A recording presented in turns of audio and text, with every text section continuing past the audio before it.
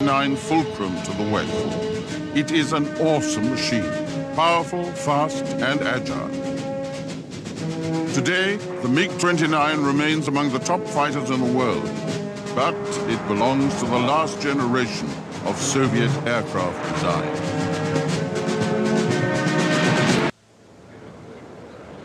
Artyom Mikoyan was the first head of the MiG Design Bureau, which was set up in the Soviet Union in December 1939. His second-in-command was Mikhail Gurievich. The name MiG comes from a combination of the initial letters of their two names. In World War II, they produced the MiG-1 and the MiG-3 piston-engine fighters, but it wasn't until the post-war years when they began to develop jet aircraft, the MiG-9 and the MiG-15, that their design bureau began to become a legend. In the 1950s and 60s, their aircraft dominated the Soviet fighter inventory and caused Western defense authorities many sleepless nights. By 1969, Mikhail Gurievich had retired, and ill health forced Artyom Mikoyan to leave his beloved bureau forever. His last project was the MiG-23, the workhorse Soviet fighter of the 70s. Rostislav Belyakov took over as head of the bureau, which was now renamed Mikoyan. Belyakov had been working with MiG since 1941. He was a graduate of the Moscow Aviation Institute. One of his first jobs with MiG was helping to modernize the armament system of the MiG-1 and MiG-3 fighters. After the war, he became manager in charge of developing the landing gear for the MiG jets. It could be a challenging job. The Soviet Air Force always placed great emphasis on the need for robust landing gear that could survive the most primitive airfields. In 1962, Belyakov became Artyom Mikoyan's deputy. He was also Mikoyan's personal choice as his successor.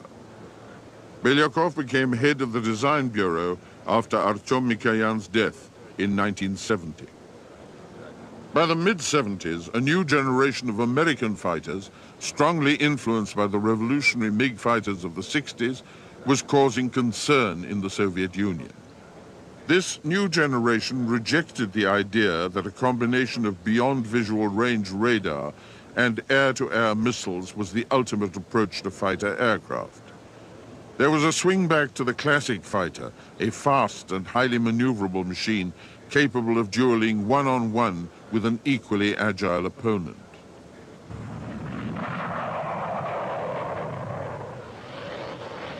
The US Navy's Grumman F-14 Tomcat was designed for fleet defense. It was by far the largest of the new fighters. Like the MiG-23, it had variable geometry wings to give it good high and low speed performance. It was not as light and maneuverable as the American fighters that would follow, but it was a step in what Soviet authorities saw to be a new direction.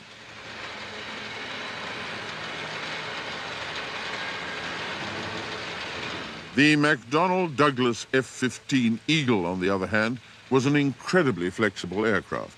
It could fly at 2.5 times the speed of sound. It was extremely maneuverable and could operate equally well as a classic air superiority dogfighter or as a straightforward ground attack aircraft.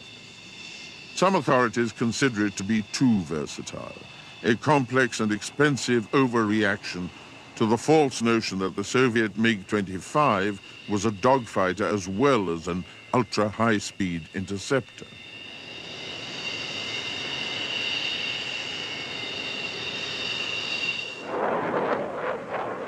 The General Dynamics F-16, though, was a pure dogfighter in the traditional sense. It was light, highly maneuverable, and much less complex and expensive than the F-15 to produce.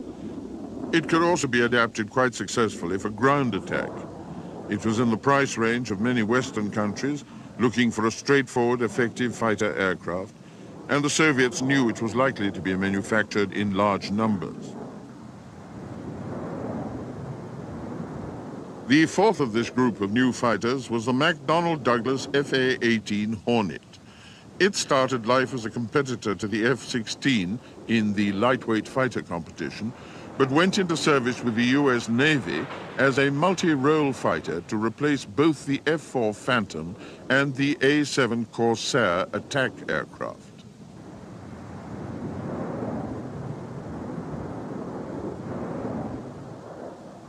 At the time, the workhorse fighter of the Soviet Union was the MiG-23, still a member of what was considered to be the third generation of jets.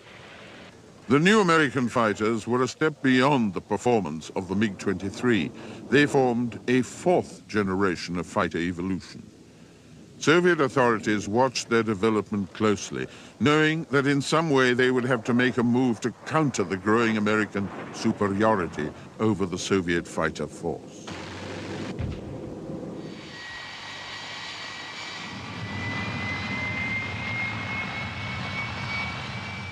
The MiG-25, even though it was extremely fast and capable of excellent high-altitude performance, was not the answer. It was an all-out interceptor, and no amount of modification could transform it into a dogfighter.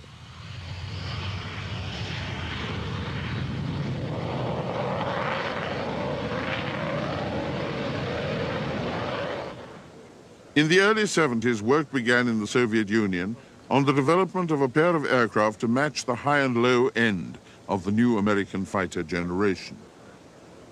There was no shortage of information on the American projects. A great deal could be found easily in specialist Western aviation magazines. Soviet intelligence made an all-out effort to acquire information on the latest developments.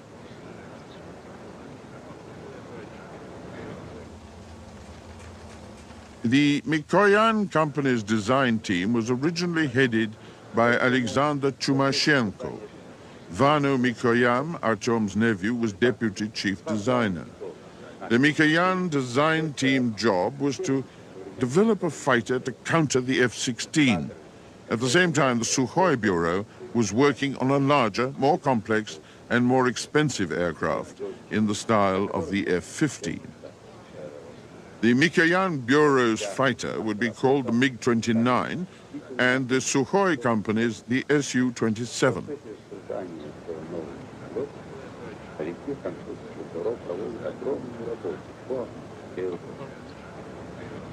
The MiG-29 was designed around a central fuel tank. The whole structure did not have a fuselage in the traditional sense. The central section was designed as a lifting surface, generating 40% of the aircraft's total lift. Leading edge extensions were added to the wings for efficiency at the high angles of attack needed for combat aircraft. At first, the new aircraft was known as Object 9-12. In the course of its development, several alternative configurations were investigated, including one F-15 look-alike. But the layout originally chosen was found to be more aerodynamically efficient. Soviet Design Bureau were equipped with computer technology, but relied on it much less than their Western counterparts. There's a Russian term, na kolenki, which means working with a piece of paper on your knee. It's an approach highly respected in Russia, challenging the designer's resourcefulness, often giving outstanding results at a fraction of the cost of similar results in the West. On the other hand, in the 1970s and 80s, cost was not a real factor in the design of a new aircraft. Usually, Soviet designers were ordered to produce the best results possible, regardless of cost. In the Soviet Union, the defense industries in general, and the aircraft industry in particular, had great prestige. The Design Bureau attracted the brightest young graduates of universities and colleges. It was particularly prestigious to work at Mikoyan, but there were also material rewards. The salary was higher than average, and there were better housing opportunities.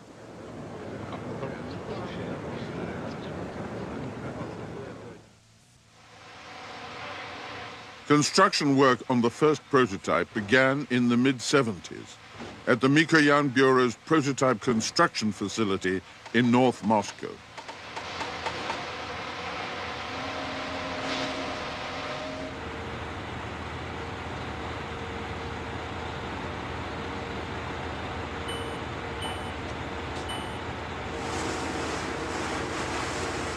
It was built using conventional stressed skin aluminium construction.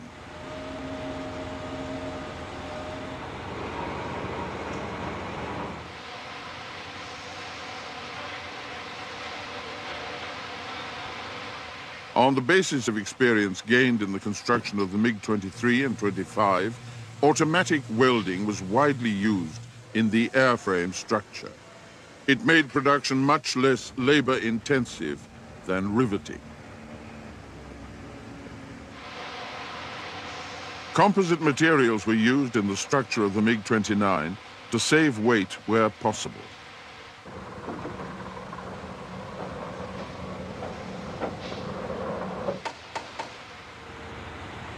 Comprehensive load tests were carried out to make sure that the aircraft could stand the great stresses of dogfighting. It was designed to withstand more than 12 Gs, 12 times the force of gravity.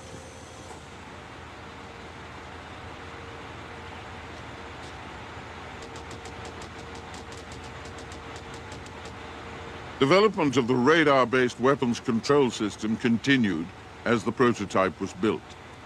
It was to be controlled by a pulse Doppler radar with look-down, shoot-down capability. It was to have a conventional antenna. It was to have an infrared search and track system with a laser rangefinder. The pilot was to be equipped with a helmet-mounted sight.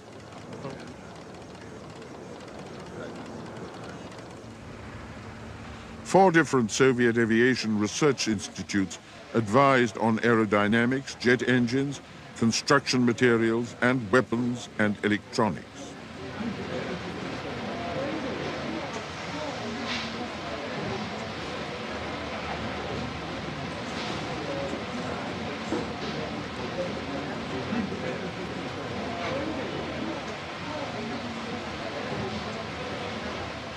Mikhail Waldenberg, who was to take over as chief designer of the MiG-29 in 1982, once said that there is no way for a pilot to break the airframe of the MiG-29.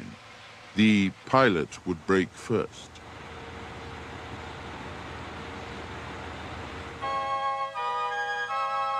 This is the first prototype of the MiG-29. It's now on permanent display at the Monino Air Force Museum near Moscow. The prototype's nose wheel was in front of the jet intakes. It had to be moved back on production models so that it wouldn't throw mud or dust from dirt runways directly into the engines.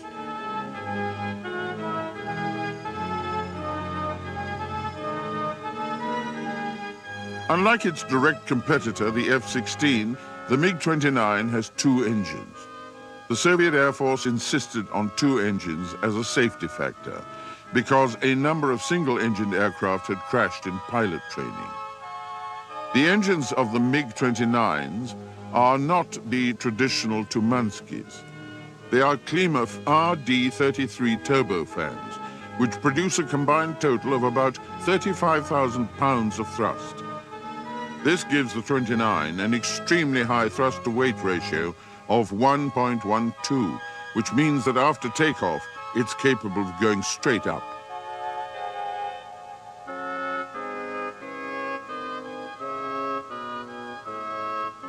The two engines are separated by a large air brake, and in the center of the air brake, there's a compartment that houses the drag chute, released on landing to slow the aircraft down.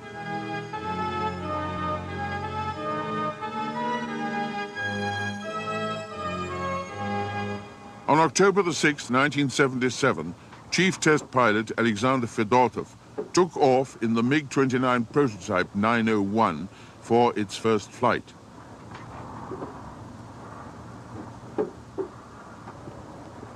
This flight was uneventful, but later in the test program, crashes would seriously injure both Fedotov and another test pilot, Valery Menitsky.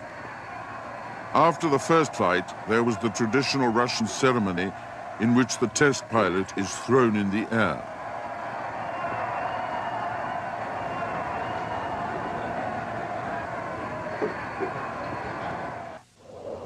The Mikoyan Bureau chose not to install a fly-by-wire control system in the MiG-29. They considered that fly-by-wire technology, in which a computer interprets the pilot's control movements before passing them on electronically to the controls, was not yet mature enough in the Soviet Union. But the MiG-29's control system is not simply mechanical. It is intelligent to some extent, a step halfway between a traditional control system and fly-by-wire. Soviet pilots consider lack of fly-by-wire is not necessarily a disadvantage. They point to examples where pilots have been killed because the computer would not let the pilot pull high enough G-forces to get out of trouble. They say that fly-by-wire makes an average pilot better, but they say an excellent pilot will get more from an aircraft without fly-by-wire. The Klymov jet engines of the MiG-29 have high thrust and relatively low fuel consumption, but they are smokier than their Western counterparts.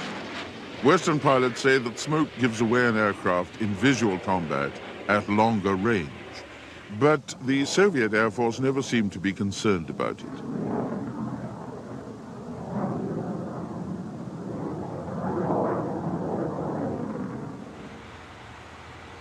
The MiG-29 test and evaluation program lasted 5 years.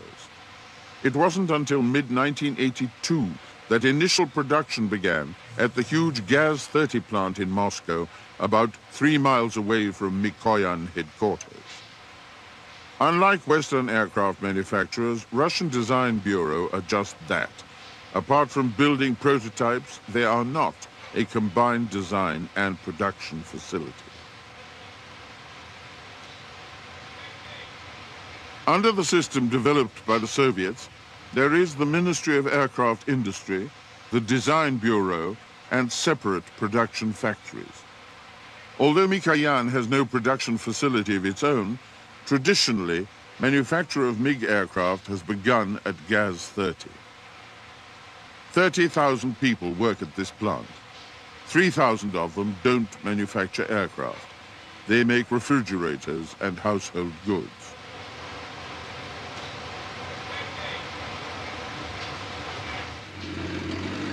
The first operational MiG-29s began to reach Soviet Air Force squadrons in August 1983. At that time, the flight test program was still going on. But initial problems of engine failure had been solved. Confidence in the aircraft was so high and the need for it so pressing that it was put into service before tests were complete.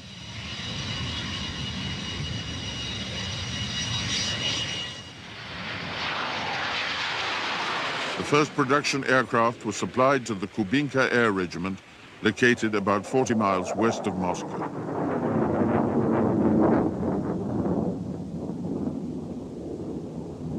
For almost 50 years, NATO has assigned code names to new Soviet aircraft as they appear. Soviet aircraft manufacturers and the Soviet Air Force have followed them with interest. Some, like the Frogfoot tag assigned to the Su-25, they found offensive. But the MiG-29's designers accepted the NATO name Fulcrum with pleasure. Russians use it as the aircraft's standard nickname.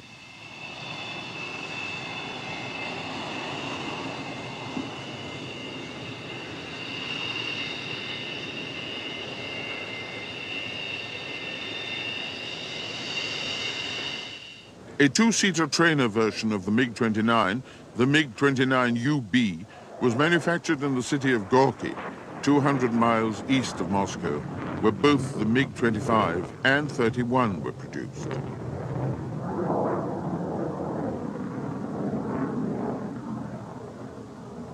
The Mikoyan Design Bureau won an important Soviet award for the MiG-29. Under the Soviet system of incentives for high-quality work, the government allocated money to build apartment houses for Mikoyan employees. About 200 families were given new apartments.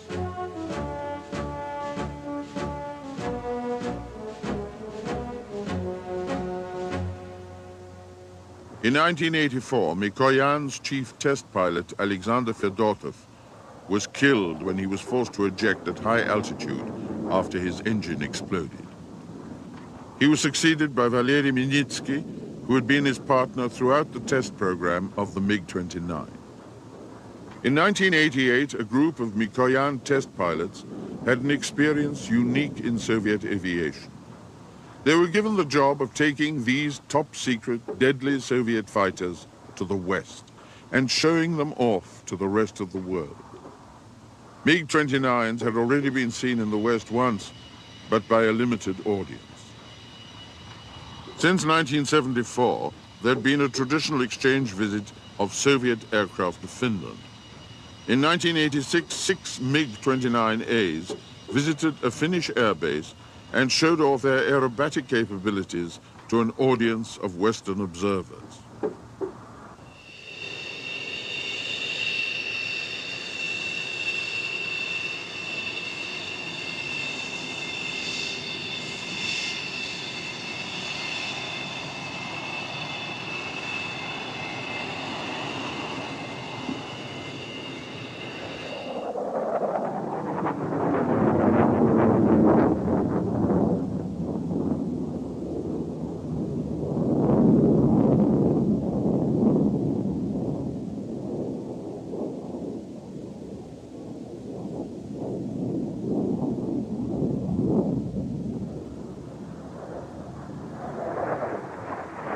The 1988 expedition was to a much larger forum, the Farnborough Air Show in England. Mikoyan pilots Anatoly Kvochur, Roman Taskayev, and Yuri Yermakov were chosen to fly a MiG-29A single-seater and a MiG-29UB trainer to England via Wittstock in East Germany.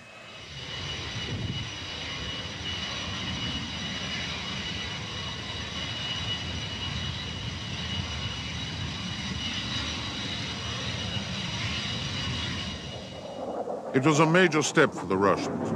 They would, in effect, be competing against the top Western manufacturers of fighter aircraft.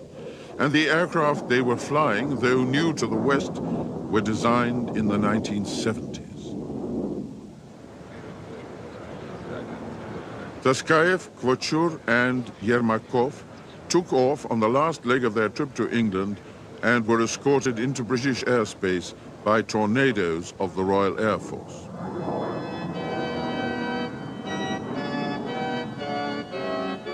For pilots from a country with a reputation for secrecy, the Russians impressed aviation journalists and the public with their openness and direct, friendly manner. The MiG-29 also impressed the Farnborough crowd and caused a great deal of comment and controversy among rival fighter manufacturers. There were claims and counterclaims about whose aircraft was superior, but there was no doubt that the Russian pilots stole the show with routines that demonstrated the extreme maneuverability of the MiG.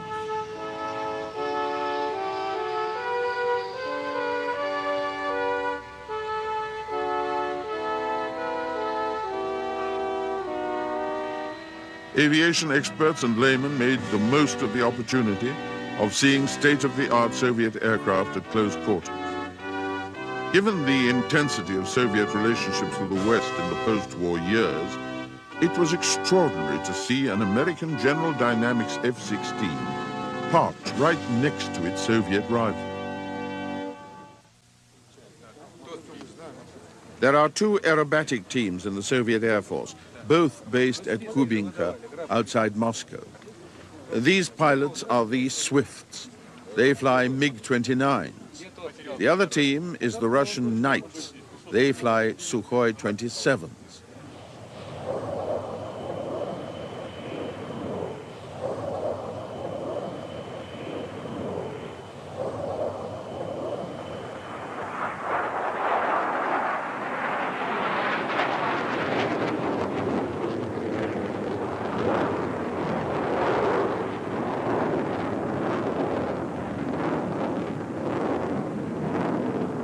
The Swifts fly a mixture of single and two-seater MiGs, generally in a group of 6, with a 7th aircraft flying solo.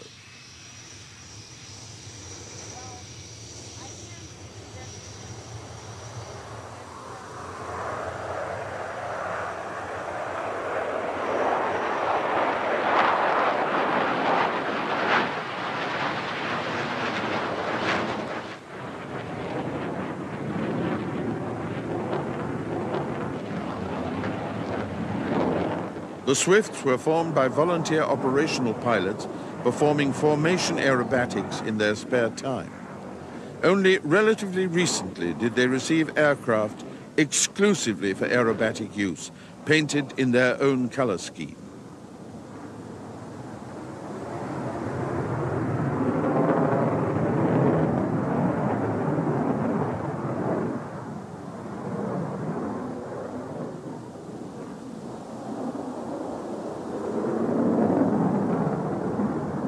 Kubinka has always been the Soviet headquarters for formation flying and aerobatics.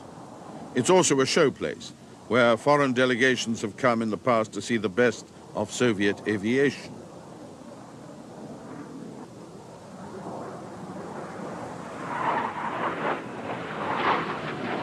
These days, Kubinka holds regular air shows that are open to the public. The standard of flying the audience sees is very high indeed.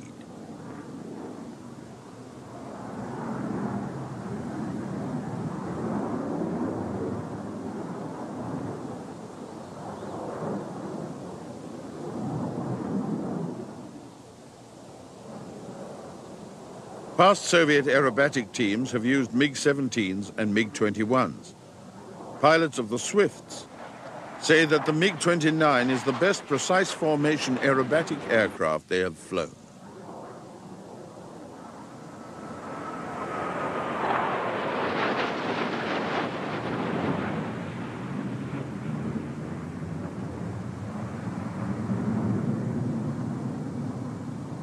Western pilots who have flown the MiG-29 say it achieves much the same performance as Western fighters equipped with fly-by-wire control systems.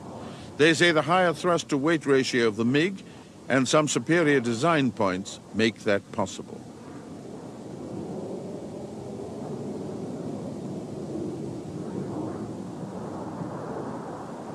The major difference between the MiG and fly-by-wire Western aircraft is that the MiG's controls take a lot more physical effort to move.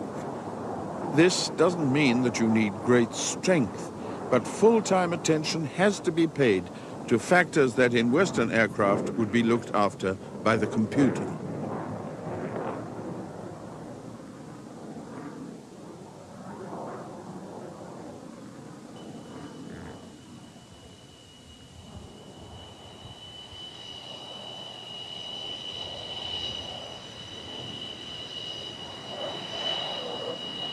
Western pilots find the agility of the Fulcrum amazing and say that its low-speed performance is at least equal to any Western fighter. They find the Klimov engines outstanding in power and response, giving the aircraft tremendous acceleration.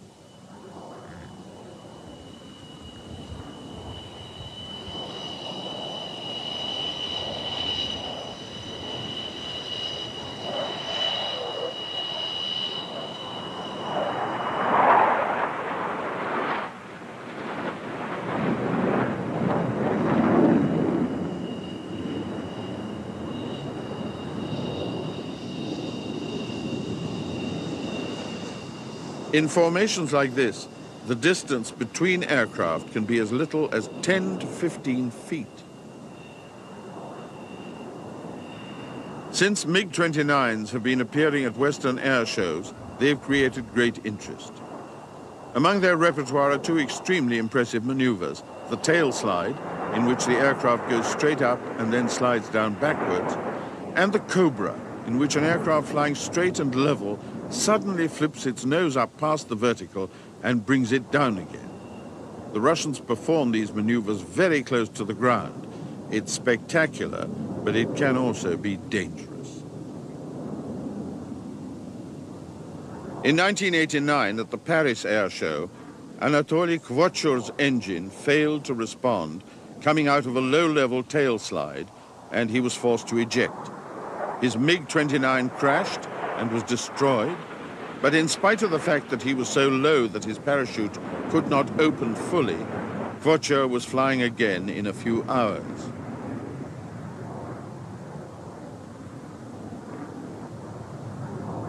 Kvochur says that the sensation of ejection is very smooth.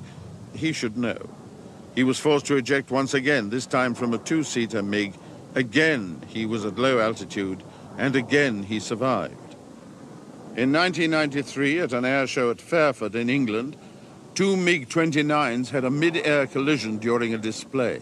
Again, both pilots survived.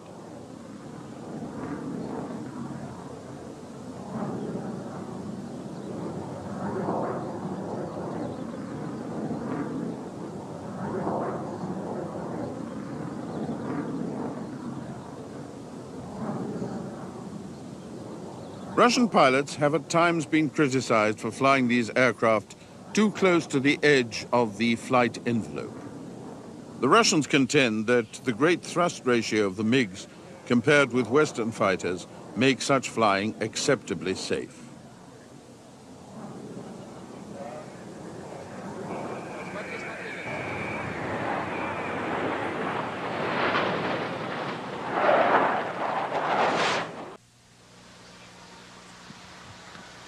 This is the MiG-29's big cousin, the Sukhoi Su-27.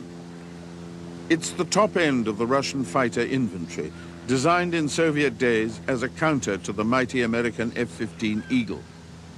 It's an aircraft of stunning power and performance. It's much bigger than the MiG-29 and weighs 70% more.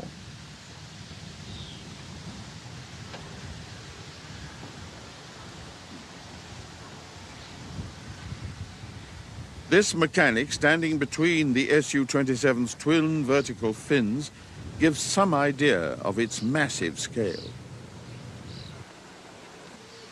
Apart from being roomier, the cockpit layout of the Su-27 is similar to the MiG-29's. It has the same ejection seat. The concept of the control system is the same, apart from the fact that the Su-27 was designed from the beginning as a fly-by-wire aircraft.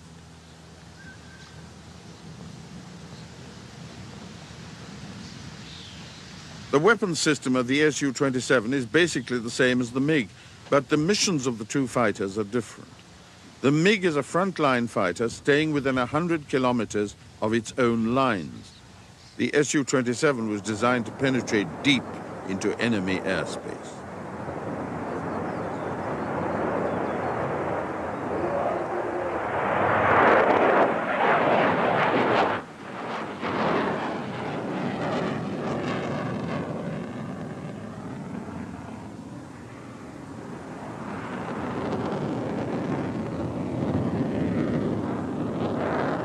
In spite of its size, the Su-27 is incredibly maneuverable. This one is being flown by the great Sukhoi test pilot, Viktor Pugachev.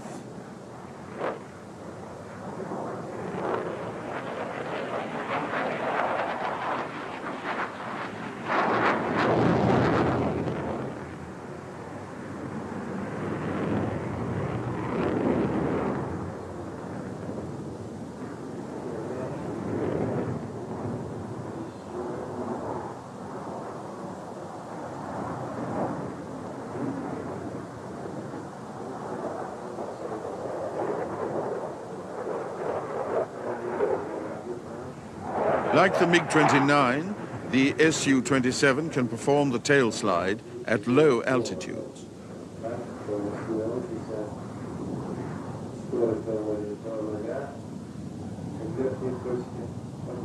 At this point, where the aircraft starts to slide back, the engines of most Western fighters would stall. On the Su-27, it does not.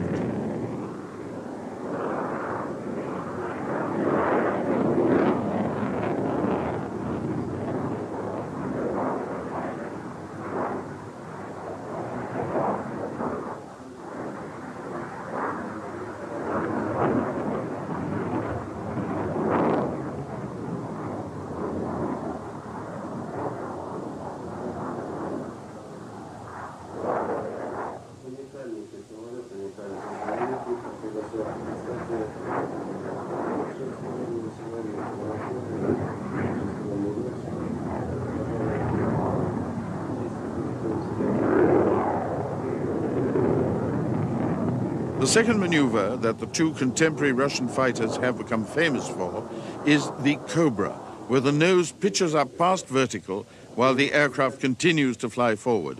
It looks absolutely impossible.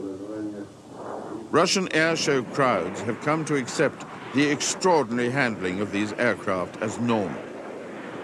This is ex-MiG pilot Anatoly Kvochur, now flying Su-27s, making a low-speed pass at a very high angle of attack.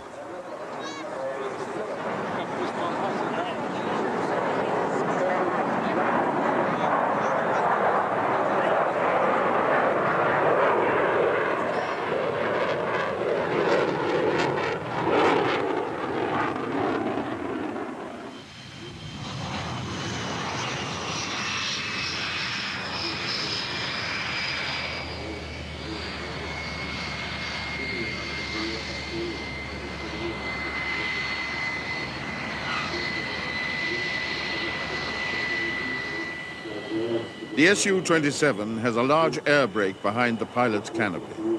It can be used in flight for rapid speed changes as well as for landing.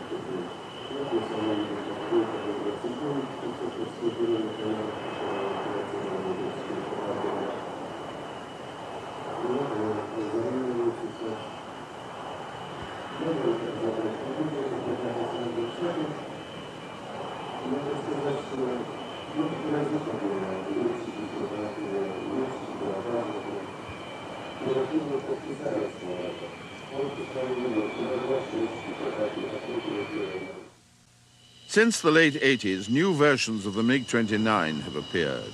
This one is the MiG-29K. K stands for the Russian word «koryavelny», which means naval. The MiG-29K was developed for use on the Soviet aircraft carrier Tbilisi. It has strengthened landing gear, folding wings, and a tailhook. The Soviet Union had no great tradition of carrier-borne fighter aircraft. The standard Soviet carriers were the small Kiev class, which operated only helicopters, and Yak-38 vertical takeoff jets. Design work on the Tbilisi, which at more than 60,000 tons was to be large enough to operate conventional fighter aircraft, began in 1980. MiG and Sukhoi were commissioned to develop aircraft for carrier-based operation.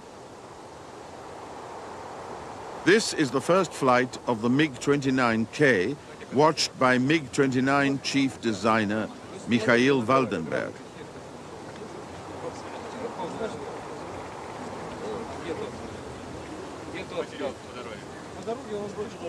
For the MiG-29K, the Klimov RD-33 engines were upgraded.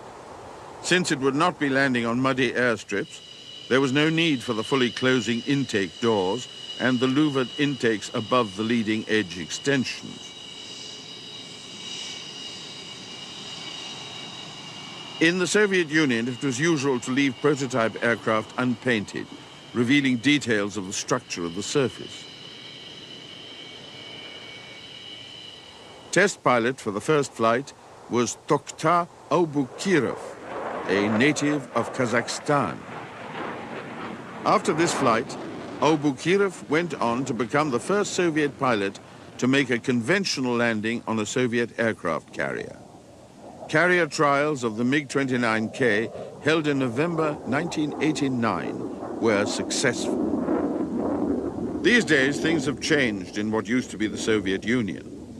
The Tbilisi is now called the Admiral Nikolai Kuznetsov. Things have changed for Tokhtar Abukirov too. Since leaving his job as a Mikoyan test pilot, Abukirov has become the first cosmonaut of Kazakh nationality. He is now, in these post-Soviet years, the Minister for Defense for the Kazakhstan Independent Republic. The MiG-29M is another fly-by-wire variant. It carries the Russian equivalent of the most modern Western air-to-air missile. It's called the K-77, and its Western nickname is the Amaramsky.